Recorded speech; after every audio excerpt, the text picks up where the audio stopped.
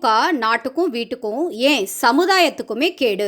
இவ்வளவு நாளா ஏதோ சாராயத்துக்கு 10 ரூபாய் எக்ஸ்ட்ரா வித்து காசுல தான் திமுக கட்சியை நடத்தி கொண்டிருக்காங்க என்று நினைத்தோம்.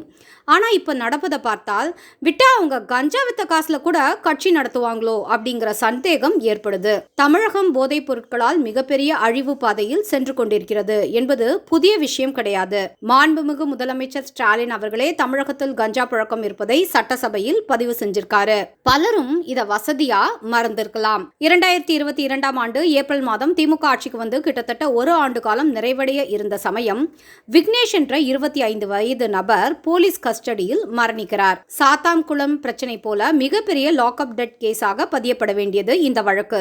ஆனா திமுகவின் ஊடக பலம் மூலமாக பெரிய அளவில் விவாத பொருளாகாமல் தடுக்கப்பட்டது. அதை பற்றி சட்டசபையில் பேசிய மாண்புமிகு முதலமைச்சர் ஸ்டாலின் அவர்கள் அந்த வாலிபன் கஞ்சா போதையில் போலீசாருடன் தகராறு செய்தான் என்பதை சட்டமன்றத்தில் பதிவு செய்கிறாரு. பிறகு திமுகவின் ஊடகங்கள் அந்த விஷயத்தை கண்டுகொள்ளாமல் விட்டது. மான ரோஷம் உள்ள ஊடகங்களாக இருந்தால் முதலமைச்சர் அவ்வளவு சாதாரணமாக தமிழ்நாட்டில் கஞ்சா புழங்குது என்பதற்கு ஒப்புதல் வாக்குமூலம் தராரா என்ற ரீதியில் விவாதங்கள் நடத்தியிருக்கணும். ஆனால் அதை கண்டுகொள்ளாமல் விட்டதன் விளைவு இப்போது புதிதாக வேறொரு போதைப் பொருளை திமுகவின் நிர்வாகி கடத்தி மாட்டியிருக்காரு. மாட்டியதற்கு பின்பு அவசரமாக அவர் கட்சியை விட்டும் நீக்கியிருக்காங்க.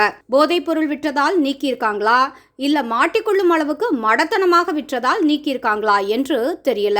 ஒழுங்கா ஒரு போதைப் பொருள் கூட விற்க முடியாமல் ஒழுங்கு நடவடிக்கை எடுத்திருக்கிறார்களோ என்று மக்கள் கிண்டல் செய்யும் அளவுக்கு இவங்க லட்சணம் இருக்கு. கேட்டா நான் சினிமா துறையை சேர்ந்தவன் என்று இவ்வளவு நாள் பில்டப் வேற விட்டு கொண்டிருந்தாங்க.